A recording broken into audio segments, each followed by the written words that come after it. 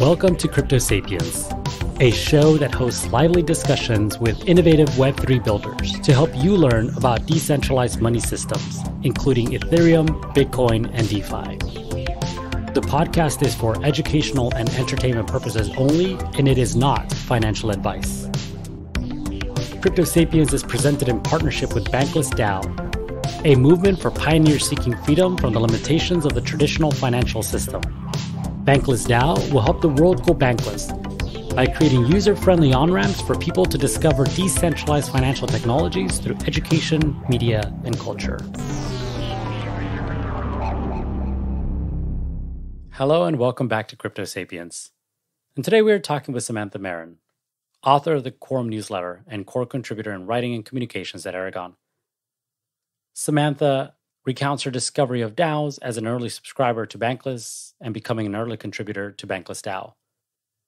She describes her experience working in a traditional startup, wanting equity in the project she was helping to build, and how being remunerated for her work at Bankless DAO and Bank, their governance token, was a monumental step in the direction of what she had been seeking.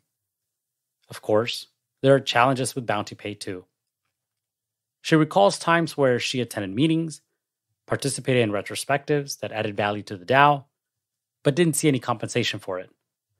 She had to consistently produce articles and other tangible work to earn a sustainable income. We compare the flexibility of bounty pay versus the stability of salary pay. We also talk about the emergent structure in DAOs versus centralized organizations seeking to decentralize, and the challenges in both. There is tons to unpack here. So, without further ado, let's get started. I first got interested in crypto towards the beginning of the 2021 bull market. So I'm pretty recent into this space. I was working at a very small startup at the time, and I was also kind of learning about crypto on the side, starting to listen to the Bankless podcast and just hear more about the space. And then I was working at this kind of Web 2 style startup that I wasn't super happy with. It was kind of a classic startup story of like, you're working a lot, you're not getting paid a lot, that kind of thing. And I asked the founder, I asked for equity, and I said, if I'm going to make this my full-time thing, if I'm going to keep, giving 100% of my working time to this startup, I feel like I need a lot more kind of stake in it. I need a lot more skin in the game, sort of. And he basically flat out rejected me. And I was like, okay, I need to leave this startup. And it wasn't that long after that I found Bankless DAO. And the first day I joined the Discord, I got tipped like 4 or 5 times on Collabland in bank tokens. And then that was my big light bulb moment of, okay, I just got skin in the game. I just, it depends on who you ask on our governance tokens, equity, securities. That's a whole other rabbit hole to go down. But at that moment, for me, coming out of a more traditional startup experience where I couldn't get any equity, and then jumping into Bankless DAO and saying, okay, people are sharing the pie, people are sharing the wealth. They're welcoming me in.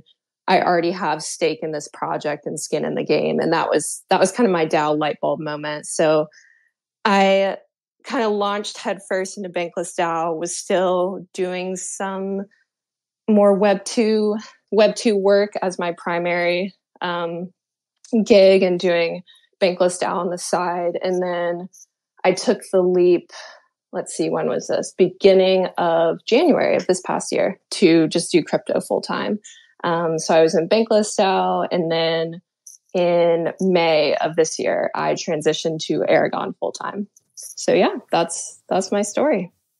That's wonderful. And I love to hear, I guess, the how quickly you went from being crypto curious to just kind of taking that leap into a DAO because of maybe something that you heard within the Bankless podcast that then helped guide you to the Bankless DAO, and how through this velocity, because I'm quoting this term because this was a term that was used a lot in the early days of Bankless DAO, was increasing the velocity of bank, meaning we use this token to onboard more people, and tipping was a huge piece of that puzzle.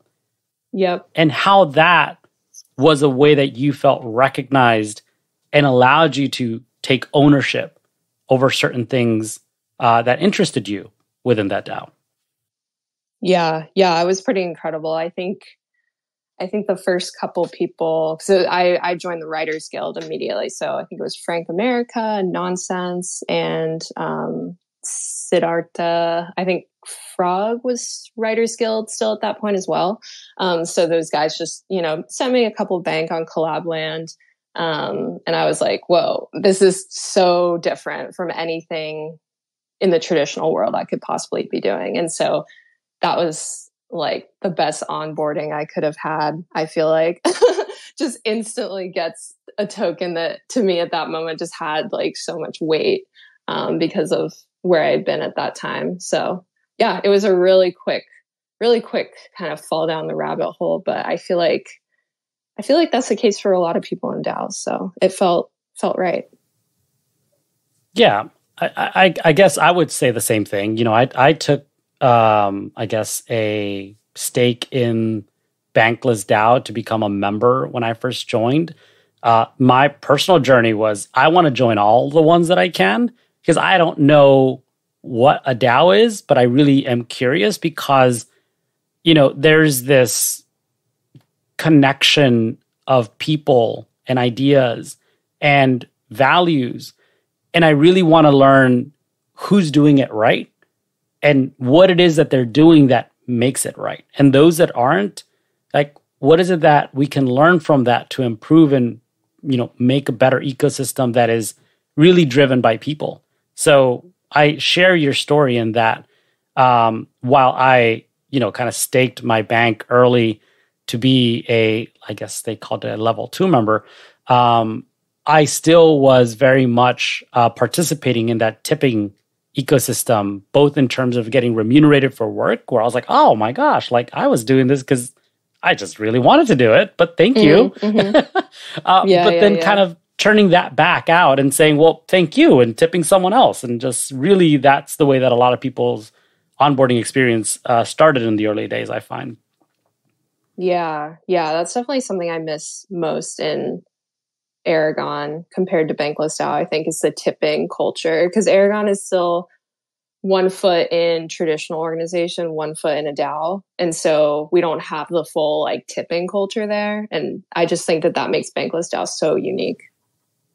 Yeah, absolutely. I think there's, I guess, at least a decentralization in the way that people can incentivize each other to contribute to the DAO. Definitely. Yeah. So you talk a lot about DAOs and decentralization and organization in your blog. And I do want to maybe just touch on just writing in general and what that means to you, and maybe even how your writing has evolved since starting to contribute to DAOs. I'll just start by saying your blog is probably one of the awesomest blogs that I've ever read. Thank you so much. I appreciate that. Yeah, my pleasure. Quorum Newsletter.xyz for anybody listening. If you're not reading this, you're missing out, because there is just so many interesting topics that Samantha is exploring. And just look, I love good design. Who doesn't? Like, I don't think iPhones would exist if good design didn't matter. So I think that the design also facilitates the accessibility and the interest in some of the things that you're talking about. But then you go really deep on some of these things, on some of these topics. So can you describe just generally, like maybe if you were already doing some writing in your Web2 life, or if you weren't, how did that start in Web3 and how has it evolved since then? Yeah. Well, I am trained as a writer. I went to college for writing. That was my primary skill set, I guess, just going into the workforce. Most of my internships and work and experience before crypto had some kind of writing edge to it, whether it was marketing associated or freelance or anything like that. So writing has always been kind of my main thing. And then when bringing that into crypto, everyone knows that crypto is notoriously impossible to explain. And when I joined the Writers Guild, I was like, okay, I'm going to start trying to explain some of these really hard things. So I think my first article was trying to explain the concept of trustlessness, because that was something that I'd always gotten hung up on at first. And so I was kind of trying to tackle these like more theoretical topics that we throw around a lot in crypto and kind of expect everyone to understand. But then really break them down and help people understand them better. I started with more of that educational bend, I guess. And then I got more into kind of opinion piece writing pretty quickly, just because I found that more entertaining, honestly. Like I just liked it more, trying to advance an argument and just take a position on something. Because one of my biggest gripes with media in the DAO and crypto space is that sometimes it's hard to find someone's position on something, other than the maxi thing. That's a whole different debate. Like if you're a maxi on X token or Y token. But when it comes to commentary on DAOs and the NFT space, I find that it's a lot of just describing what is there and kind of exposition, what we call it in writing. So just explaining what you see in front of you. But I don't see kind of that like opinion edge coming in. And that's sort of what I did. I mean, that's what I did in college. Like that was what my education was in. So my writing quickly became more opinionated. And then I just wanted to launch my own newsletter so I could write whatever I wanted, honestly, and just kind of have ownership over it. So yeah, that's kind of how things evolved there. Yeah. I think you bring up a valid point. I think I'll include myself in this. I'm not, not at fault for this, but it's hard to write opinion pieces when you don't have one. So you really, I think, need to understand, how something functions and, its impact to you as a person, as the person who's going to be writing this, to maybe a community that you represent, and then making a bold statement about whether that is in alignment to who you are and, your personal experience on the blockchain, or if it doesn't, and then challenging that.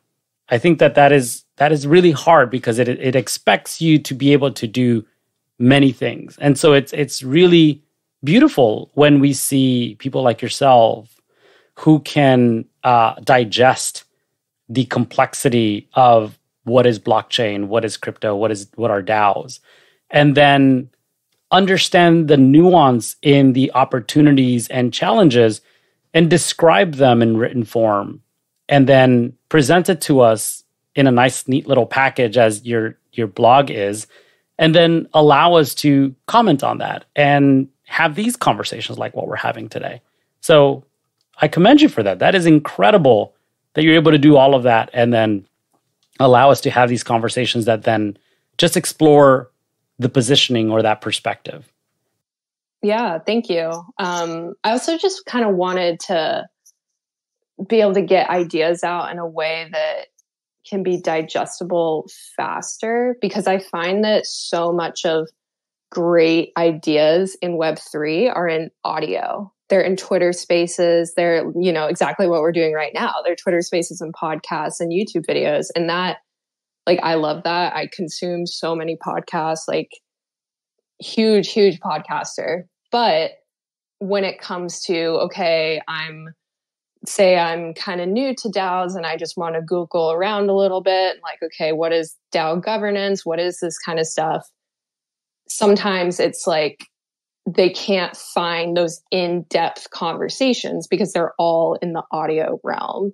They don't find, it's so hard to find Substack articles. Like they're very hard to index and things like that. So that was another kind of sub goal of just bringing the more in-depth conversations to a written format as opposed to just having them in audio format.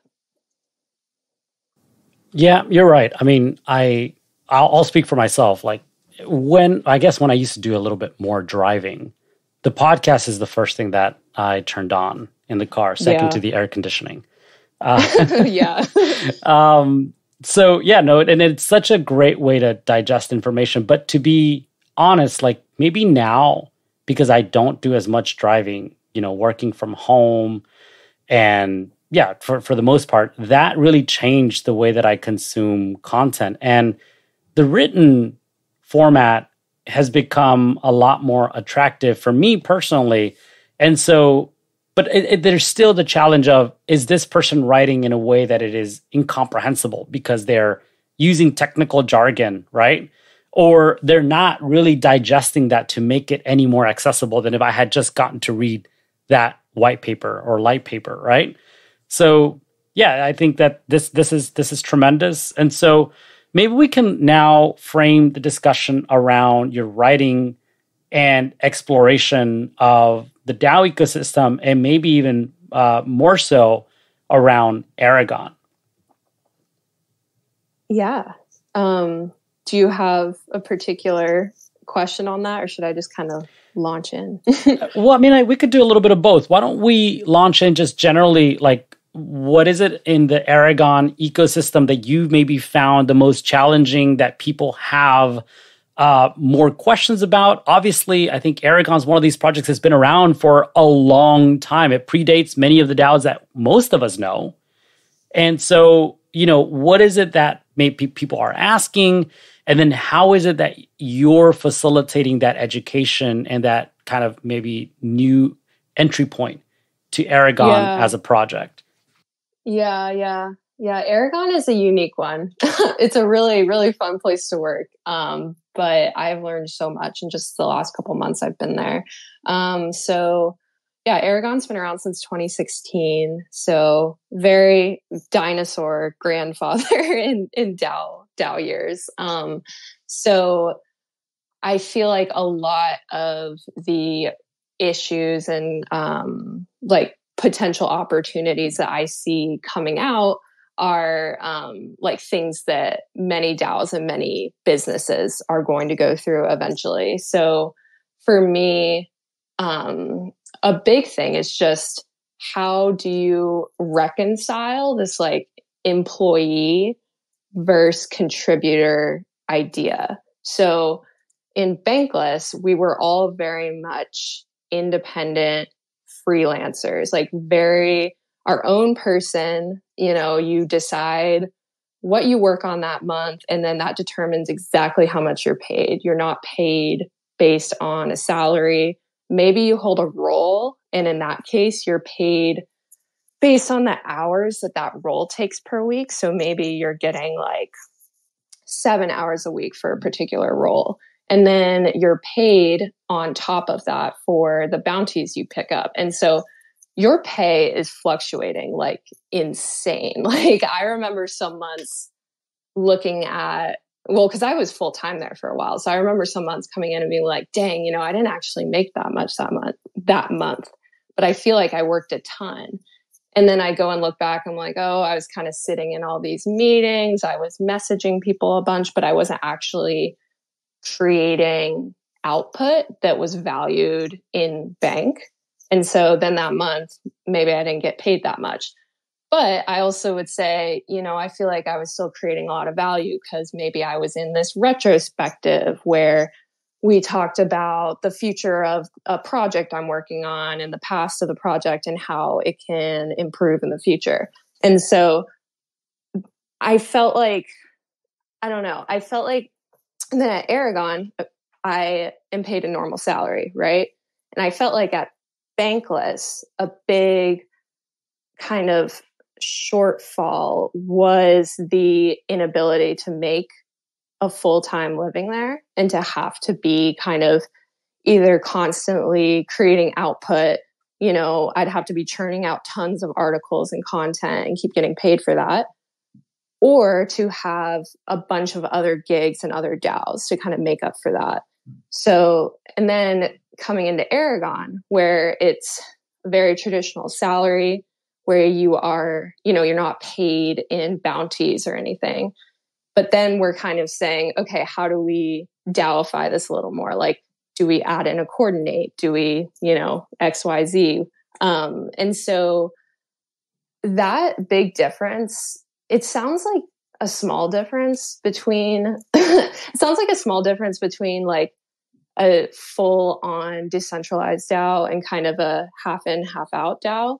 But I think it really changes a lot. I prefer the latter. I prefer the stability, but that's something that I feel like has been coming out in my writing a lot more, of kind of trying to grapple with this instability that DAOs create for people working in them.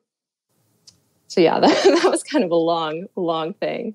No, not at all. That was actually quite succinct. So I think one thing that you are revealing here is the maybe misalignment between contributors and DAOs, and generally how those DAOs may be organized.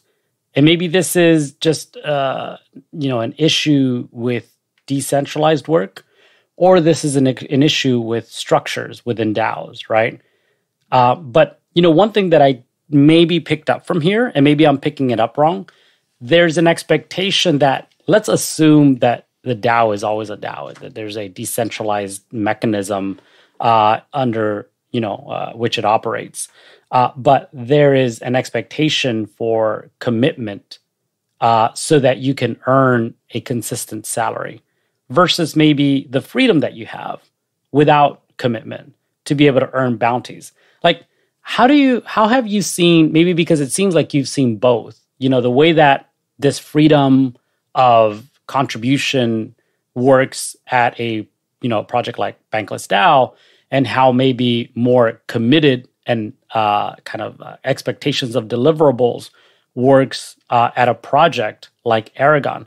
What have you seen in terms of maybe opportunities to bridge the two, where maybe there's ways to allow for certain freedoms to individuals to contribute to a project like Aragon through bounties, but still allow for a commitment to that project, say 100% commitment of your time, where you have a base pay, or maybe on the latter end, a project like Bankless DAO, which is maybe less structured because it was DAO first, and it needs to now build up some sustainable incentives for their contributors to be able to take on more commitment and a consistent pay. Mm-hmm. Yeah. I mean, it's such a tricky topic. I think the way to approach it is really just kind of concentric rings. So you have an internal ring of your core members who are paid a full-time salary, and maybe they get some kind of a token vesting schedule to reward them to stay long-term. Because that was another thing that I kind of struggled with in Bankless DAO, was just the constant in and out. I mean, you guys know the Discord channels of how there are people circulating constantly. And so I think some kind of, for that core team, have a salary, a competitive salary, and then some kind of vesting schedule. And then it's sort of like, okay, as you move outward and more into the community, as opposed to the core team, when you're into the community, you're doing bounties, you're doing coordinate rounds, you're doing like really active tipping. Like, I think it's more of a like a layered approach as opposed to black and white. But as far as actually implementing that, I think that's like crazy hard, like implementing that in a way that everyone's happy with and everyone feels is fair. Because I loved the like the freelance vibe in Bankless for a lot of reasons. A big reason was because I was working a full-time job somewhere else. So I had to be in Bankless like very much on my own terms, right? Like on times when I was able to be in it. And so that worked for me in that stage.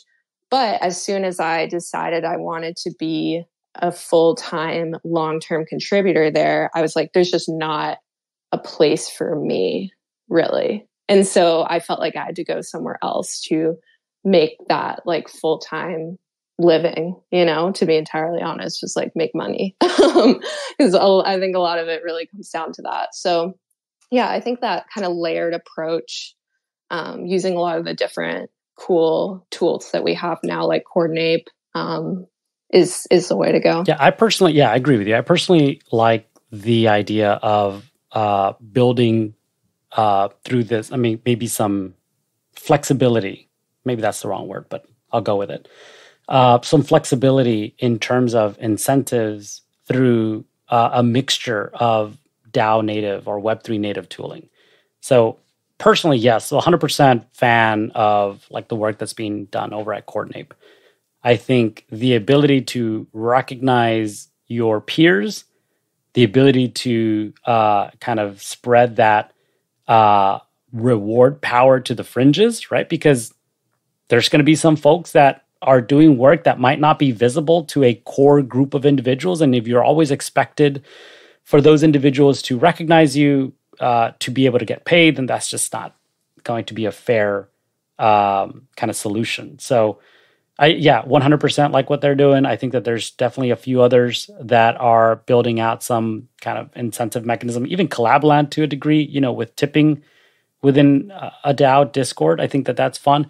But I think that there's definitely a bigger kind of opportunity here in terms of how we can stake our commitment, our time to a project and get equity, right? Because I think that's what you were saying here. And in fact, you started the conversation, this pod, with one of the things that you disliked about the Web2 startup life was that you were putting in a lot of time and you probably weren't getting a fair pay. And the only way that would make sense in terms of the time and energy and value that you were creating is that you could get a kind of a return on that time based on equity in the business.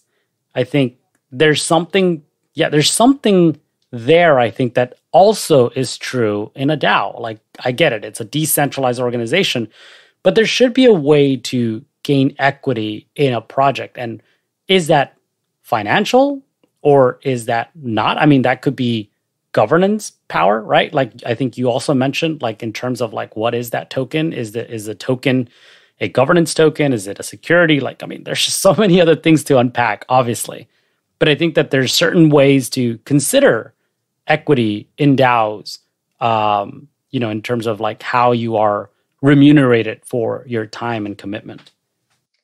Yeah. And I mean, shared ownership is really the thing that brought me into the DAO space. And so that, like, I think that is kind of the crucial, like, piece to never be able, like, I would not want to be part of a DAO that eliminates that idea.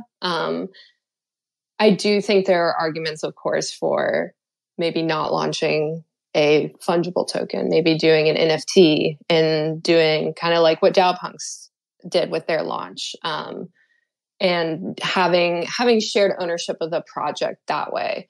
But I think with any DAO or any business becoming a DAO, like, that is kind of where I start of, okay, so how can we use the blockchain to create some kind of shared ownership over this project that's not the old Web2 of like everyone's an owner kind of slogans. It's really ironic because the last Web2 job I had before going full-time crypto, one of their main values was that everyone was an owner. I was like, no, that's not true at all. So yeah, I mean, it's a whole can of worms to go into, but I think that like that ownership piece is still kind of what like lights the fire for me a little bit. I just want to recognize how important POAPs have been for our project and our community to recognize our community of listeners. I can actually track how many people listen to our first pod when we first launched on Bankless DAO. So it is a nice metric to see the impact that we've made across the different channels that we've distributed to. And so I'm really excited to have POAPs back as another way to engage the community of listeners of Crypto Sapiens. So to continue with the conversation, one of the things that you wrote about in your article, 2 months at Aragon, was about progressive decentralization and how scary that can be without the necessary safeguards. And I think one of the things that we've been talking about now is that kind of need to bridge the two worlds that Aragon currently lives in. As a centralized organization, very much maybe just a Web2 business that develops software tools for Web3, to becoming a Web3 native organization as a DAO, for instance. So can you explain, based on your personal experience within Aragon, some of the, I guess, reasoning, and I think some of these you've already mentioned, but maybe reiterating some of the reasoning for wanting to become a decentralized organization, and maybe some of the steps that they've taken in that direction, and maybe some of the reasons, if you wouldn't mind reiterating what you've written, in terms of why there needs to be a moment of pause to make sure that you're not doing things so rapidly that you actually could really cause a really big problem. Yeah, definitely. I mean, I think my perspective on businesses transitioning into being fully decentralized has changed a lot recently, just because I've learned a lot about the things that you have to kind of worry about beforehand. So Aragon, they launched back in 2016. It was an ICO situation. And so the treasury was held in a multi-sig. And when it comes to transitioning a massive treasury of ICO money from many years ago, when it comes to moving that sum into a permissionless, trustless smart contract, things get terrifying. And I think this is a conversation, at least I was having a bit at Bankless DAO at one point, and I know it was something Frog had talked about a bit of, okay, do we want to move away from a multi-sig structure and move toward, okay, we're going to have smart contracts at the center? In that conversation, I don't know if it's still going on at this point there, but it just opens up this huge can of worms of, okay, how are you going to protect this treasury? How are you going to set up voting and governance so that the treasury is not easily attackable, So for me, I think I just realized how high the stakes were for moving crypto, honestly, into a smart contract out of a multi-sig, and trying to set up a system that prevents attackers from getting those funds when you don't have a group of trusted individuals holding it for you. So that's kind of the biggest learning, I guess, for me on kind of the time frame for transitioning businesses into DAOs. And one of the things I really love about Aragon is we have so many DAO practices, which let's see, I'll list a couple of examples. Like self-managing, very like asynchronous. Everyone's all over the world, like very similar to Bankless DAO in that way. Everyone works their own schedule. Not really a manager type structure, more of a flat style organization where people kind of have their own like power and stuff like that. So we have all of that kind of like soft side set up, which Bankless DAO was also very good with. But as far as the actual like hard tech side, that I've just really come to terms with how scary that can be sometimes. Yeah, 100%. I think that, there's definitely a lot to be considerate of in terms of, I guess, the decision in either way. Whether you are looking for ways to decentralize a project or maybe ways to structure a project, right? Like, let's assume Bankless DAO is probably one of the most decentralized projects early, but it absolutely would need maybe more structure. You also don't want to add too much structure where the kind of the ability for contributors to jump around between, guilds and projects is removed and is, kind of slowed down. Because without that, then, how is it that people can truly participate in ways that connect with them, right? So I think that's interesting in terms of like maybe looking at it from both perspectives and taking methodical approaches to addressing both of those. Yeah, absolutely. And it really gets me thinking of kind of how everyone's definition of what a DAO is so incredibly different. Because when you really look at it, by a lot of definitions, Aragon's been a DAO since the start, but it's just we're trying to not have a group of signers on a multi-sig with the treasury and have it managed by the community via a smart contract. But if you'd written everything down on paper and showed it to me like March before I joined Aragon, I would say, yeah, they're already a DAO. Like all their funds are in crypto. They're totally remote. They work all over the world. Like all of these aspects, I've been like, I would have said that every aspect is already a DAO. But it's just like everyone's definition is so different. And when there are different like sub organizations interacting with each other, which is kind of like Bankless DAO's guilds, each guild is set up differently. And that's kind of similar in Aragon. Each kind of sub organization set up differently. So you could like argue about statuses of different sub organizations and sub DAOs and pods and all of that.